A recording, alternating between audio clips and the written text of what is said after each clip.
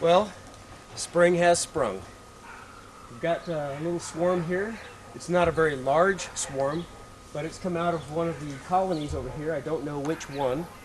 And so we're going to capture that. We're going to give them a home. Now, most people think that at this particular time that when bees are out and they're in a cluster like that, that they're somehow agitated or easy to be irritated. Well, they're not really. They have full stomachs of honey. They're looking for a home. They do not have a home to protect. So this actually is when bees are at their calmest, is during the swarming time. So we're going to give them a new home.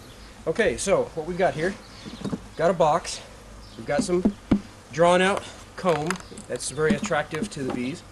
And we've just kind of filled the box up partially with the combs here. We're going to set it right here. We're going to take the bees, we're going to brush them into a bucket, dump them into here, cover them up, and let them kind of start getting established. Later, I'll throw in a frame with some brood, which are little baby bees, and that will make them really feel like they want to stay here, and they've got a home that's already in operation. So, here's some sugar water. I'm going to come up here, and I'm just going to spray this cluster.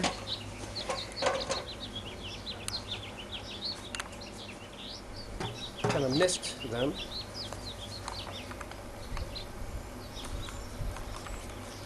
That would kind of keep them distracted. It's kind of, all it is just a little sugar in the water, and that'll kind of keep them licking that off of each other, just not paying as much attention to me. So, here, and hopefully we get the queen in this bucket. All right, here we go. Bring it on up here.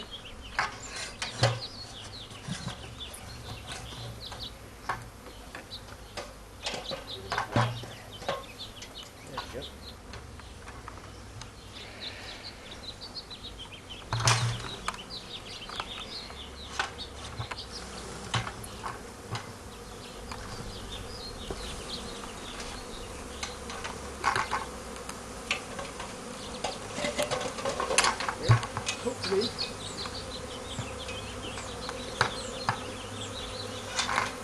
Hopefully we have got the queen here.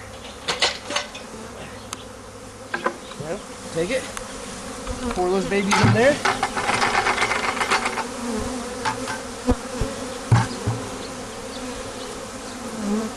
Put their little top on here.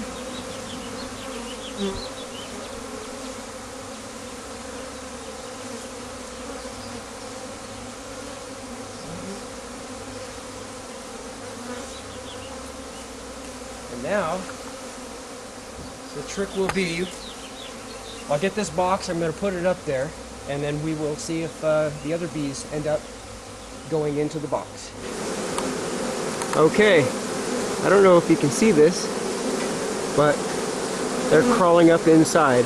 They'll sense where the queen is. Now if you look over here, you see the bee with his hind end sticking up. See how he has his abdomen sticking up? There's a little gland underneath them called the Nasonoff gland, and that basically is like a signaling gland to come follow me or come this way. And what that does is it tells all the other bees that are flying around where to go. Looking up inside there, they should start moving. If the queen is in there, I'm hoping she is, and they are slowly moving up into that gap that I've left them. Okay, well, as you can see, it's one of those things. I just got home, and it's unexpected. It's the temperature is about 65 degrees, and wham! One of the colonies decides to swarm. Now, the process that they use when they decide to swarm is they become so congested inside the colony, and the brood nest becomes very congested. And so what happens is the queen, which she constantly gives off a little bit of this special pheromone, this queen pheromone. It's a chemical, and the other bees that are around her are constantly licking her and touching her, and then as they travel throughout the hive, that pheromone becomes dispersed equally throughout the hive, and it gives the worker bees a sense that everything's fine, the queen is alive, and everything is going smoothly. Well, what happens is, in the swarming season, that the colony becomes very congested. The sense of the workers sensing that queen pheromone, it becomes thinner and thinner, and they decide, hey, you know what?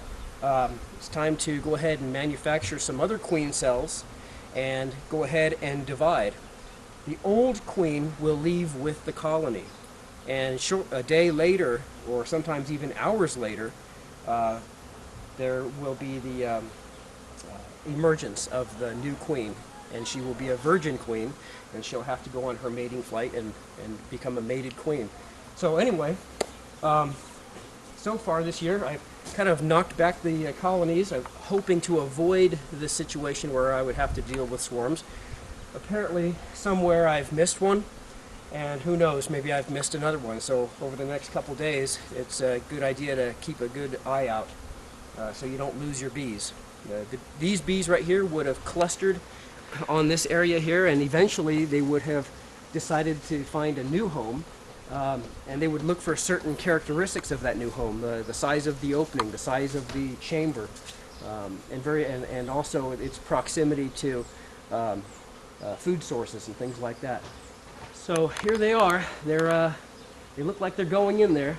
So we're going to leave them up there for a few hours and get them all kind of situated, and then we'll go ahead and move them to a new location. Here are the little baby colonies this year, as you can see. And this is nursery number 1, and that's nursery number 2. And so most of these have the older queens in them, while I left no queens in the larger colonies. I've allowed them to go ahead and make themselves new queens for this year. So it's quite a fun process, a little unexpected. Didn't think I was going to do this video today, but got home and surprise, surprise, right? So thank you for watching for April.